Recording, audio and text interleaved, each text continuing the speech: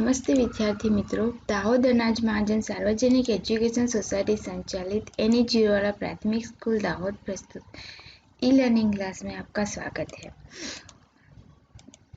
आज हम कक्षा 7 विषय हिंदी के अंदर हिंद देश के निवासी काव्य की समझ लेंगे।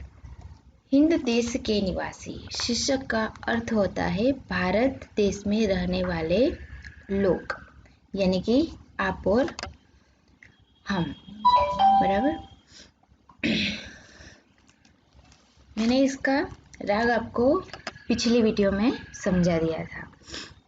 विविधता में एकता हमारे देश की विशेषता है, यानी कि भारत में विविध जाति, विविध संप्रदाय, विविध बोली, विविध पहरवेश पहनने वाले लोग रहते हैं। साथ ही विकास और शक्ति की परिचायिका भी है। हमारे देश ने विकास भी किया है। मानवीय एवं प्राकृतिक विविधताएं होने पर भी उसमें अभिन्न एक सूत्रता है। हमने देखा है कि सभी लोग अलग अलग धर्म को मानते हैं, अलग अलग पहनावे हैं, खान पान अलग है, सब अलग है, फिर भी एक दूसरे से जुड़े हुए हैं।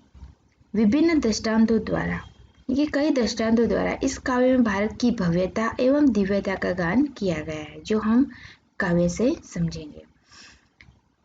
पहली पंक्ति है, हिंद देश के निवासी सभी जन एक है, रंग रूप वेश भाषा चाहे अनेक है। अर्थात भारत देश में रहने वाले सभी लोग एक हैं। उनके रंग, रूप, पहनावा और भाषाएं भले ही अलग अलग हो, विविधता में एकता ही हमारे देश की विशेषताएं है। दूसरी पंक्ति है, बेला गुलाब जूही चंपा चमेली, प्यारे प्यारे फूल गूथे माला में एक है। अर्थात बेला यानी कि मोगरा एक प्रकार का फूल, गुलाब, जूही, चंपा, चमेली आदि फूल अलग अलग होते हैं, परंतु ये प्यारे प्यारे फूल माला में गूंथने पर एक हो जाते हैं। उसी प्रकार अलग अलग होकर भी सारे भारतवासी एक है।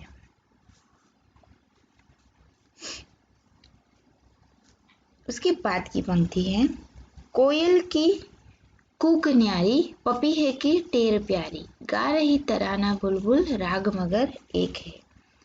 अर्थात कोयल की बोली निराली होती है, पपीहे की बोली में अपनी ही एक मिठास होती है, बुलबुल का गीत भी अलग तरह का होता है। इन सब पक्षियों के गाने भले ही अलग अलग हो, पर उनका राग एक है। उसी प्रकार अलग अलग बोली और अलग अलग भाषा बोलने वाले भारतवासियों की आवाज़ भी एक होती है। सभी अलग भाषा बोलते हैं, अलग बोली बोलते हैं, लेकिन जब भारत की बात आती है तो सभी क्या हो जाते हैं, एकजुट हो जाते हैं।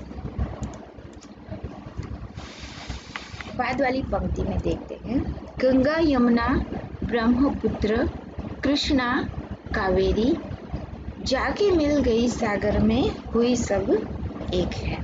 अर्थात गंगा, यमुना, ब्रह्मपुत्र, कृष्णा और कावेरी अलग अलग नदियां हैं, अलग अलग स्थानों से निकलती हैं, उनके बहाव भी अलग अलग है,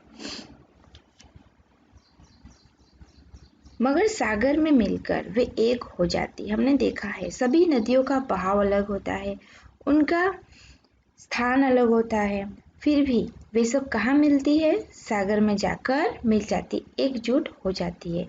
इसी प्रकार देश प्रेम सभी भारतवासियों को एक बना देता है। बाद वाली पंक्ति में देखते हैं, धर्म है अनेक जिनका सार वही है, पंथ है निराले सबकी मंजिल तो एक है। धर्म अनेक है पर उनका सार तत्व एक है। हमने देखा है कि हमारे देश में सभी संप्रदाय अलग अलग विशेषता रखते हैं, पर सबका ध्येय एक ही है, मनुष्य को उन्नत बनाना। हमने देखा है कि अलग अलग हिंदू, मुस्लिम, ख्रिस्ती, पारसी, जैन, बौद्ध, इससे अलग अलग धर्म के संप्रदाय के लोग हमारे भारत में रहते हैं। वे अलग अलग धर्म को मानते हैं, मगर उनका धर्म भी एकजुट होकर रहना और भारत को उन्नत बनाना, यही ध्येय होता है, यही उद्देश्य होता है। मनुष्य को उन्नत बनाना, उसी तरह सभी भारतवासियों का लक्ष्य एक ही है, मनुष्य को बुराइयों से दूर रखना और उसे उन्नत बनाना। विद्यार्थी मित्रों, आपको यह काव्य अपनी नोटबुक में सुंदर अक्षर से लिखना है। इसके शब्दार्थ आपने लिख ही लिए होंगे। अभ्यास के प्रश्नोत्तर, प्रश्न नंबर 1 उसके अंदर, प्रश्न 2, प्रश्न 3, प्रश्न 4 और स्वाध्याय में भी प्रश्न 1, प्रश्न 2,